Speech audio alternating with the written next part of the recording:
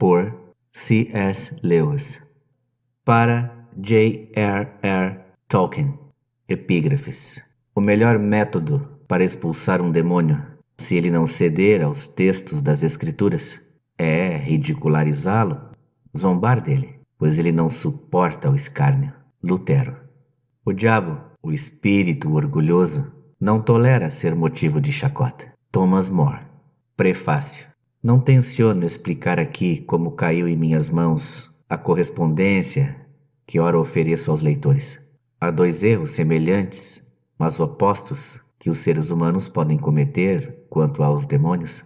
Um é não acreditar em sua existência. O outro é acreditar que eles existem e sentir o interesse excessivo e pouco saudável por eles. Os próprios demônios ficam igualmente satisfeitos com ambos os erros e saúdam o materialista e o mago com a mesma alegria.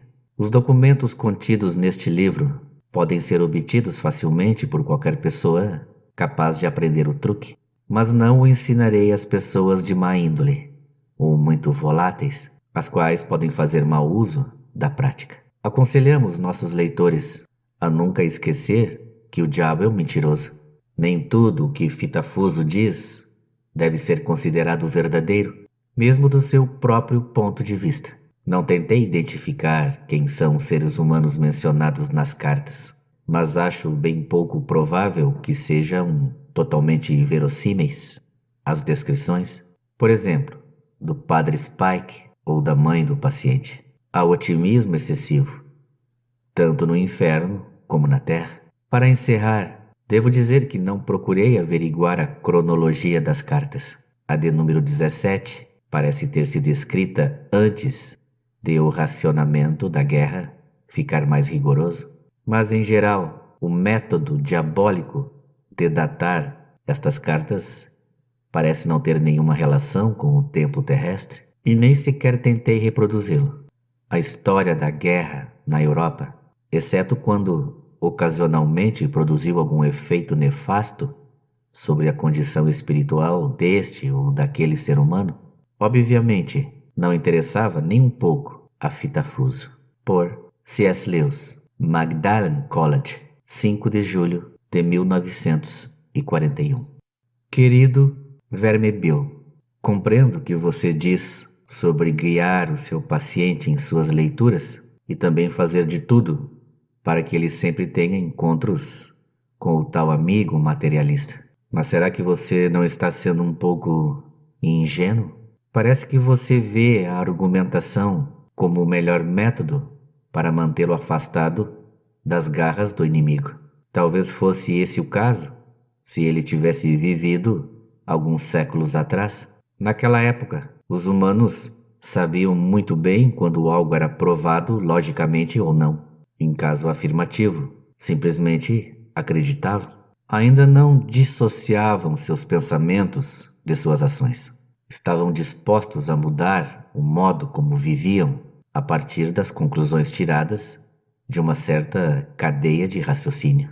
Mas, com a imprensa semanal e outras armas semelhantes, conseguimos alterar tudo isso. O seu paciente sempre foi acostumado, desde criança, a ter uma dezena de filosofias incompatíveis dentro de sua cabeça. Ele não classifica doutrinas basicamente como verdadeiras ou falsas, e sim como acadêmicas ou práticas, antiquadas ou contemporâneas, convencionais ou cruéis. O jargão, e não a argumentação, é o seu melhor aliado para afastá-lo da igreja. Não desperdice seu tempo tentando fazê-lo pensar que o materialismo é verdadeiro. Faça-o pensar que é algo sólido, ou óbvio, ou audaz, enfim, que é a filosofia do futuro. É com esse tipo de coisa que ele se importa. O problema da argumentação é que ela leva a batalha para o campo do inimigo. Ele também pode argumentar, mas graças ao tipo de propaganda realmente prática que sugiro durante séculos, foi possível provar que ele é inferior a nosso Pai nas profundezas. Pelo próprio ato de argumentar, você desperta a razão de nosso paciente. Uma vez desperta, como saberemos o que daí poderá resultar?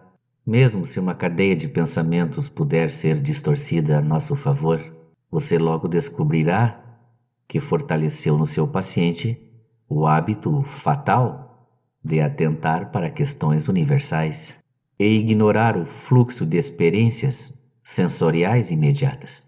O seu dever é fazer com que ele fixe a atenção nesse fluxo. Ensine-o a chamá-lo de vida real e não deixe indagar-se sobre o que você quer dizer com real. Lembre-se, ele não é como você, um espírito puro. Como você jamais foi humano, que vantagem abominável do inimigo sobre nós. Não se dá conta do quanto são escravos das coisas mundanas. Certa vez tive um paciente, um ateu convicto, que tinha o hábito de ler no Museu Britânico. Certo dia, enquanto lia, vi que em sua mente um pensamento tentava levá-lo para o caminho errado. O inimigo, é claro, estava ao seu lado nesse momento. Num piscar de olhos, vi todo o trabalho que me tomou 20 anos começar a ruir. Se tivesse perdido a cabeça e tentado ganhar pela argumentação, talvez tivesse sido derrotado. Mas não fui tão estúpido.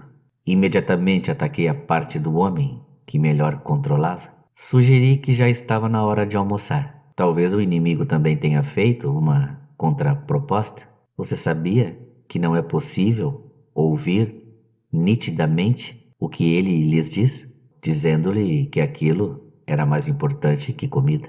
Pelo menos acho que essa foi sua linha de argumentação, pois quando eu disse é verdade, tão importante, de fato, que a hora do almoço não é uma boa hora para se pensar nisso, o paciente pareceu bem mais contente, e quando acrescentei estas palavras, melhor voltar depois do almoço e pensar nisso com calma. Ele já estava se dirigindo à porta. Mal chegou à rua, venci a batalha. Mostrei-lhe um menino que vendia jornais gritando a manchete do dia. Um ônibus de número 73 passando e, antes mesmo que ele chegasse ao fim da escada, eu fiz ter a inabalável convicção de que, quaisquer que sejam as ideias malucas capazes de ocorrer a um homem rodeado de livros, uma dose saudável da vida real, ou seja, o ônibus, o garotinho jornaleiro, já é suficiente para mostrar-lhe que esse tipo de coisa simplesmente não poderia ser verdade. Ele sabia que escapara por pouco. Anos mais tarde, gostava de falar sobre o senso inexprimível da realidade, o nosso último refúgio contra as aberrações da mera lógica. Hoje ele se encontra a salvo na casa do nosso Pai. Percebe o que digo? Graças aos processos que desencadeamos neles séculos atrás, todos acham simplesmente impossível acreditar no que é estranho quando o que é familiar está bem diante dos seus olhos. Continue a fazê-lo perceber a natureza banal das coisas. Acima de tudo, não tente usar a ciência, digo as ciências verdadeiras, como defesa contra o cristianismo, pois as ciências certamente o encorajarão a pensar sobre as realidades que ele não pode ver ou tocar. Já houve casos lamentáveis entre os cientistas modernos. Se ele precisa mesmo se interessar por alguma ciência, deixe-o lidar com economia e sociologia. Não o deixe afastar-se da preciosa vida real. No entanto, o melhor a fazer é evitar que ele estude qualquer ciência e dar-lhe a impressão generalizada de que ele sabe tudo e de que o que quer que ele aprenda com simples conversas ou com a leitura é resultado das pesquisas modernas. Lembre-se de que você existe para confundi-lo. Do jeito que vocês, diabinhos jovens, falam, fica-se com a impressão de que o nosso dever é ensinar. Afetuosamente, seu tio Fitafuso. Querido Verme Bill, é com pesar que recebo a notícia de que seu paciente converteu-se ao cristianismo. Não alimente vãs esperanças de escapar à pena que o espera. Na verdade, confio em que, em seus melhores momentos, você nem sequer deseja tal coisa. Enquanto isso, temos de tentar aproveitar a situação ao máximo. Não há motivo para desespero. Centenas de adultos convertidos foram recuperados depois de uma breve temporada ao lado do inimigo e agora estão conosco. Todos os hábitos do paciente, tanto mentais quanto corporais, ainda estão a nosso favor. Hoje em dia, um de nossos aliados é a própria igreja. Mas não me compreenda mal, eu não estou falando da igreja que se propaga através do tempo e do espaço, ancorada na eternidade, terrível como um exército agitando seus estandartes. Isso, devo confessar, é um espetáculo que incomoda até nossos mais audazes tentadores. Felizmente, é algo praticamente invisível aos humanos. Tudo que o seu paciente vê é o prédio gótico, ainda pela metade, em construção, um simulacro. Quando ele entra, vê o dono da mercearia com uma expressão falsamente amigável no rosto, apressando-se para oferecer-lhe um livrinho com a liturgia que nenhum dos dois compreende, e um livrinho gasto, contendo textos alterados de vários cantos religiosos, a maioria ruins, e em letra bem miúda. Quando ele se senta num banco e olha em volta, vê apenas as pessoas que evitara até então. Faça com que seus pensamentos flutuem, indo de expressões como o corpo de Cristo para os rostos no banco ao lado. Obviamente, não importa muito que tipo de pessoa ocupa o banco ao lado. Talvez você até saiba que uma dessas pessoas é um grande guerreiro do exército inimigo. Não importa. O seu paciente, graças ao nosso Pai nos infernos, é um tolo. Se alguma dessas pessoas cantar desafinado, ou usar botas com solados barulhentos, ou tiver queixo duplo, ou roupas deselegantes, o paciente facilmente acreditará que a religião deles deve ser de algum modo ridícula. Perceba que, em seu estágio atual, ele considera espiritual a ideia que faz dos cristãos. Mas essa ideia é, na verdade, em grande parte pictórica. Sua imaginação está cheia de togas e sandálias, e armaduras e pernas nuas, e o mero fato de as pessoas na igreja usarem roupas modernas é um verdadeiro obstáculo para ele. Embora, claro, isso seja inconsciente. Nunca deixe que esse obstáculo se manifeste completamente. Nunca o deixe perguntar-se como ele esperava, afinal, que elas se vestissem. Por enquanto, deixe tudo confuso em sua mente, e você terá toda a eternidade para desfrutar do poder de proporcionar-lhe a peculiar clareza que o inferno traz. Portanto, esforça-se para alcançar a decepção ou o anticlímax, que certamente o acometerá durante suas primeiras semanas na igreja. O inimigo permite que essa decepção aconteça no limiar de todo empreendimento humano. Ela acontece quando o menino que ficava encantado no maternal com as histórias da Odisseia começa a estudar seriamente a língua grega. Acontece quando os recém-casados dão início à missão de aprender a viver juntos. Em todas as instâncias da vida, essa decepção marca a transição da aspiração sonhadora para a ação laboriosa. O inimigo prefere assumir esse risco porque ele tem essa fantasia absurda de transformar todos esses repugnantes vermezinhos humanos naquilo que chama de seus servos e adoradores livres. Filhos é a palavra que utiliza, com seu gosto particular pela degradação de todo o mundo espiritual através das ligações anormais com os animais bípedes. Ao desejar sua liberdade, ele não aceita conduzi-los, por meio de suas afeições e atos, até alguma das metas que ele mesmo estabeleceu para eles. Ele deixa que eles tentem sozinhos por seus próprios méritos. E é aí que está a nossa chance. Mas lembre-se de que aí também jaz o perigo. Se conseguirem atravessar essa aridez inicial com sucesso, eles se tornarão bem menos dependentes das emoções e assim bem mais difíceis de se tentar. Até o momento, sempre escrevi tendo em mente que as pessoas do banco ao lado, na igreja, não oferecem nenhuma base racional para a decepção. Mas é claro que se oferecerem, se o paciente souber que a mulher com chapéu ridículo é viciada em jogar bridge, ou que o homem com as botas barulhentas é um sovina e um extorsionário, sua tarefa ficará bem mais fácil. Tudo o que você terá de fazer é nunca deixá-lo fazer a si mesmo a seguinte pergunta: se eu, sendo o que sou, me considero em algum nível um cristão, por que os defeitos das pessoas sentadas no banco ao lado seriam prova de que a religião delas é pura convenção e hipocrisia? Talvez você fique se perguntando se é possível, até mesmo uma mente humana, não conseguir pensar em algo tão óbvio. Mas verme Bill, Manobre o seu paciente da maneira certa e esse pensamento jamais lhe ocorrerá.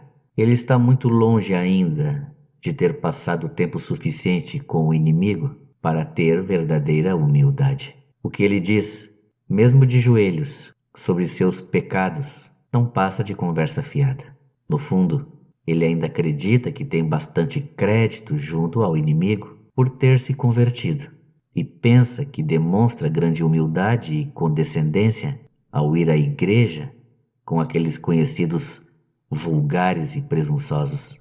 Mantenha-o nesse estado de espírito o máximo que puder. Afetuosamente, seu tio Fitafuso. Querido Verme Bill, fiquei muito contente com o que você me disse sobre o relacionamento desse homem com a mãe. Mas você deve persistir.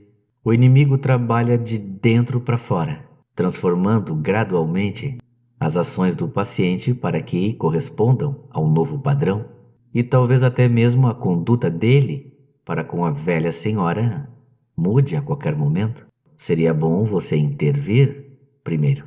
Mantenha sempre contato com o nosso colega Gomalósio, que é responsável pela mãe, e fortaleçam os dois naquela casa o bom e estável hábito da irritação mútua, das alfinetadas diárias. Os métodos que descreverei a seguir são de grande valia.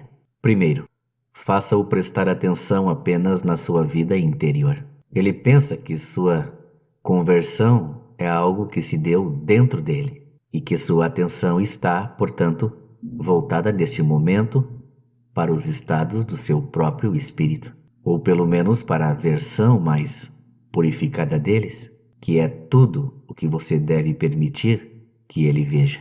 Encoraje esse sentimento de introversão. Mantenha-o distante dos deveres mais elementares, voltando sua atenção para os deveres espirituais mais avançados. Faça o possível para piorar essa útil característica humana, o horror e a negligência em relação às coisas óbvias. Você deve mantê-lo num estado tal que ele possa perscrutar a si mesmo durante 1 hora, sem descobrir nenhum desses fatos sobre ele mesmo, fatos que são perfeitamente visíveis para quem quer que viva com ele na mesma casa ou trabalhe com ele no mesmo escritório. Segundo, certamente é impossível impedir que ele reze pela mãe, mas temos meios de fazer com que as preces não tenham efeito. Certifique-se de que sejam bem espirituais, que ele sempre se preocupe com o estado da alma da mãe e nunca com seu reumatismo. Disso advém 2 vantagens. Em primeiro lugar, ele prestará mais atenção naquilo que ele julga serem os pecados da mãe. Se você guiá-lo um pouco, poderá induzi-lo a considerar qualquer um dos atos da mãe que ele julga inconvenientes ou irritantes como pecados. Assim, você poderá cutucar um pouco as feridas do dia, mesmo enquanto ele estiver de joelhos. Toda essa operação não é nem um pouco difícil e você achará tudo bem divertido. Em segundo lugar, já que as ideias dele sobre a alma da mãe serão muito rudimentares e em sua maioria errôneas, ele em algum grau irá rezar por uma pessoa imaginária. E sua tarefa será fazer essa pessoa imaginária, dia após dia, cada vez menos parecida com a mãe verdadeira, a senhora de língua felina que irrita o filho à mesa do café da manhã. Com o tempo, você conseguirá aprofundar a distância entre eles de tal forma que nenhum pensamento ou sentimento advindo das preces pela mãe imaginária jamais alcançará ou servirá de ajuda à mãe verdadeira. Já tive tamanho controle sobre alguns de meus pacientes que conseguia desviar sua atenção, num segundo, da prece fervorosa pela alma de uma esposa ou de um filho para o ato de insultar ou bater na esposa ou no filho, sem nenhum remorso. Terceiro, quando dois humanos vivem juntos por muitos anos, é bem comum que cada um tenha um tom de voz ou uma expressão facial que sejam quase insuportáveis para o outro. Aproveite-se disso. Faça-o prestar muita atenção naquela sobrancelha erguida da mãe, maneirismo que ele aprendeu a detestar já no berço, e deixe-o pensar no quanto isso o irrita. Deixe-o supor que ela sabe o quanto isso é irritante e que o faz apenas para irritá-lo.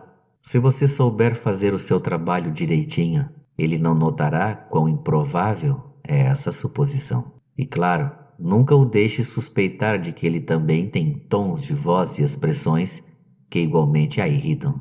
Como ele não pode ver ou ouvir a si mesmo, será fácil. Quarto, em meios civilizados, o ódio na vida doméstica costuma se expressar quando se dizem coisas que o podem parecer bastante inofensivas quando escritas. As palavras não são ofensivas, mas que, ditas em determinado tom de voz ou em determinado momento, são como um soco no rosto. Para manter esse jogo em andamento, você e Gomalósio devem fazer de tudo para que os dois tolos tenham 2 pesos e 2 medidas. O seu paciente deverá exigir que todas as suas frases sejam tomadas pelo seu valor literal, julgadas apenas pelas palavras utilizadas, ao mesmo tempo que julga e interpreta todas as frases da mãe com uma sensibilidade exagerada em relação ao tom, ao contexto e à intenção. Ela deverá ser encorajada a fazer o mesmo. Assim, depois de cada briga, cada um pode ir para um lado, convencido ou quase convencido de que é inocente. Você sabe como é. Basta que eu pergunte quando o jantar vai ficar pronto para ela ter um acesso de fúria. Uma vez que o hábito estiver bem arraigado, você terá a deliciosa situação em que um ser humano diz coisas com o claro intuito de ofender e ainda assim se ressente quando lhe dirigem uma ofensa. Por fim, diga-me algo sobre a posição religiosa da senhora. Teria ela algum ciúme do novo fator na vida do filho? Sente-se de algum modo ofendida com o fato de ele aprender com outros e tão tarde na vida aquilo que ela acha que deu a ele tantas oportunidades de aprender na infância? Ela acha que ele está fazendo uma tempestade em copo d'água com esse assunto? Ou que está aceitando tudo muito calmamente? Lembra-se do irmão mais velho, na história do inimigo? Afetuosamente, seu tio, Fitafuso.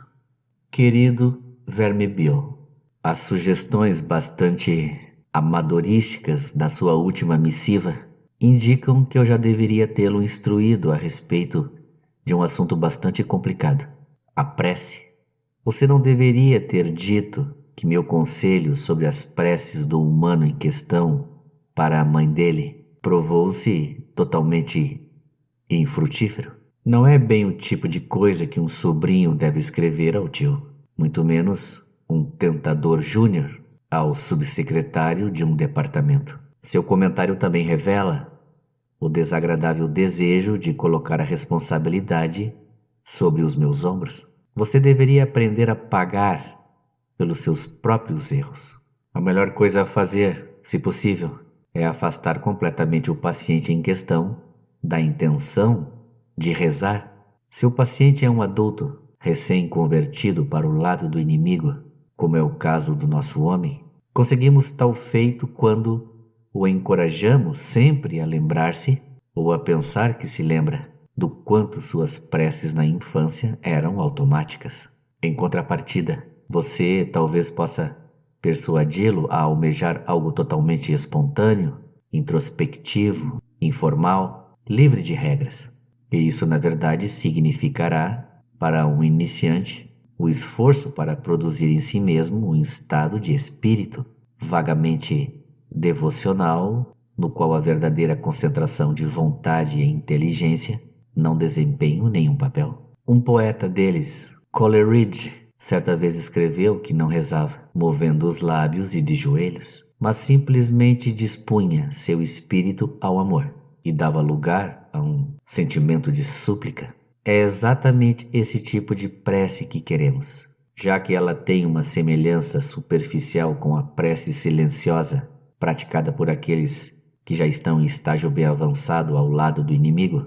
Os pacientes mais espertinhos e preguiçosos podem ser ludibriados por ela durante um bom tempo. No mínimo, ficarão convencidos de que a posição do corpo não faz a menor diferença quando rezam, pois eles constantemente se esquecem, e é o que você jamais deve esquecer, de que são animais e que suas almas são afetadas pelo que quer que seus corpos façam. É engraçado como os mortais sempre nos imaginam enfiando ideias em suas cabeças, quando na verdade somos peritos em deixar coisas de fora. Se isso falhar, seu último recurso será redirecionar sutilmente as intenções dele. Sempre que eles se ocupam do inimigo, somos derrotados. Mas há modos de impedi-los. O modo mais simples é evitar que olhem para ele e voltem o olhar para si mesmos. Faça-os ficar observando os próprios pensamentos e tentar produzir sentimentos pela ação de sua própria vontade. Quando tiverem a intenção de pedir-lhe um sentimento de caridade, deixe-os, em vez disso, tentar produzir um sentimento de caridade neles mesmos. Eles jamais devem perceber que é exatamente isso que estão fazendo. Quando pedirem por coragem, deixe-os tentar sentirem-se corajosos. Quando estiverem rezando em busca de perdão, deixe-os tentar sentirem-se perdoados. Ensine-os a avaliar cada prece pela capacidade que elas têm de produzir o sentimento desejado. Nunca os deixe suspeitar que o fracasso ou o sucesso dessa empreitada irá depender em grande medida de como se sentem no momento, bem ou mal, cansados ou relaxados.